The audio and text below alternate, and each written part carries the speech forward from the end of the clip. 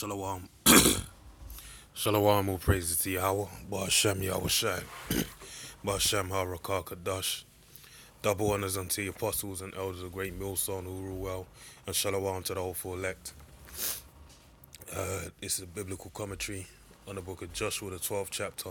And it reads, Now these are the kings of the land which the children of Israel smote and possessed their land on the other side of Jordan, toward the rising of the sun, from the river Arnon unto Mount Hermon, and all the plain of the on the east.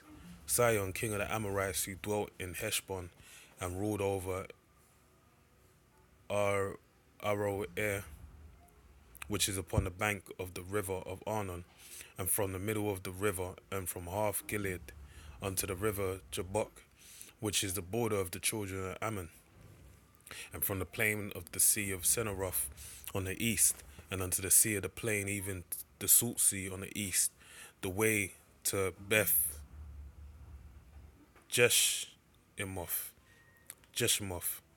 and from the south under Ashdoth Pisgah. All right, verse 4. And the coast of Og, king of Bashan, who was of the remnant of the giants. So when we go back in time, during these times, you had men that were giants, right, of great stature, which the king Og over Bashan was, a giant man that dwelt at Ashtaroth and at Edrei, and reigned in Mount Hermon, and in Sarkar, and in all Bashan unto the border of the Geshurites, and the Markaphites, the half Gilead, the border of Sihon, king of Heshbon. Then did Moses, the servant of the Lord, and the children of Israel smite, and Moses, the servant of the Lord, gave it for a possession unto the Reubenites and the Gadites and half tribe of Manasseh. So Moses, King Marshall, was the one that gave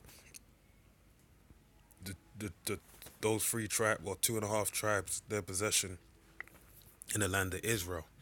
Okay, and that's the history. Even though he didn't make it into the other side of, really ultimately into the land of Israel, he's still to be exalted because he did that. That was a great act that the Lord did, and it's to be remembered, right? Job 8 and 8, the search of our fathers. Verse 7, and these are the kings of the country which Joshua and the children of Israel smote on this side Jordan, on the west, from Baal Gad in the valley of Lebanon, even unto Mount Halak, that goeth up to Seir, which Joshua gave unto the tribes of Israel for possession according to their divisions. All right? In the mountains and in the valleys and in the plains and in the springs and in the wilderness and in the south country, the Hittites, the Amorites, and the Canaanites, and the Perizzites, and Perizzites, the Hivites, and the Jebusites. And at the beginning of this verse, it shows you the vast differences within that land pertaining to the children of Israel, man. You had valleys, and you had mountains and valleys, you had plains and springs, you had wilderness, within that country.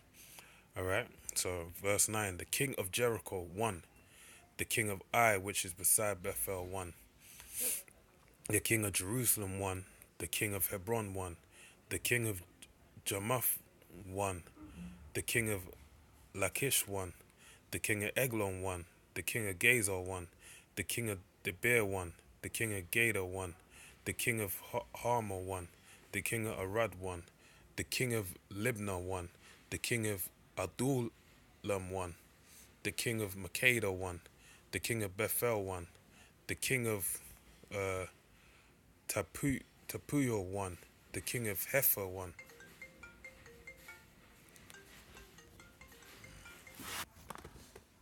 Salakia, give me a moment.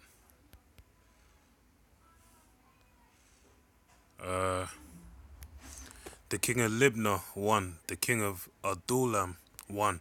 The king of Makeda, 1. The king of Bethel, 1.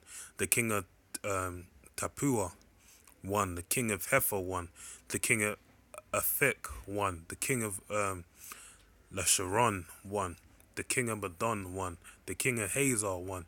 The king of Shimron Meron won. The king of Akshaf Shaf won. The king of Tanakh won. The king of Megiddo won. Megiddo won. The king of Kadesh won. The king of Jokneam of Carmel won. The king of Dor won. In the coast of Dor won. The king of the nations of Gilgal won. The king of Tirzah won.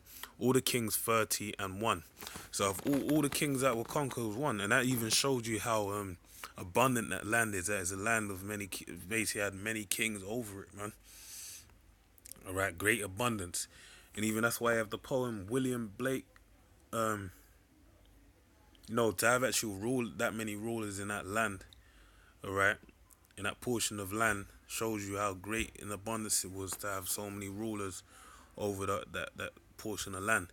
The poem by William Blake, Jerusalem, where it talks about setting up New Jerusalem in England's Green Hills, and really that's down to the when it's something I realized last time I was in America, that during the winter time, or the winter after the full season, that basically the grass basically dries up basically. But over in England, year round, it's always green. That's because what's England or the United Kingdom, the UK known for? Rain, right? It rains year round, man. It was raining this morning, right? Heavy. Had to wear boots just to get to work, man, because that's how heavy the rain was in the raincoat, man. So the rain is abundant in this land, and that's why the land is always green. Last year we had a heat wave and everything started dying off. You had the leaves falling off during midway during summertime because there was a heat wave for like 2 3 months or so. But the point being is that that's the blessing of that land having abundance of rain, and now that's why the land has a thing called a kibbutz, where basically they utilize the sewage system as a form of for water to grow all their crop, their livestock. I mean their crop basically, because the Lord has cursed that land. All right, but that land that of Israel that was conquered by Moses and kicked off with Moses and ended with Joshua is basically an abundant land. All right, which Lord willing, you know, we of the hopeful elect hope to obtain in this time in the life in our lifetime. All right, and see it with these eyes. So with that, man, I pray you're edified. Shalom.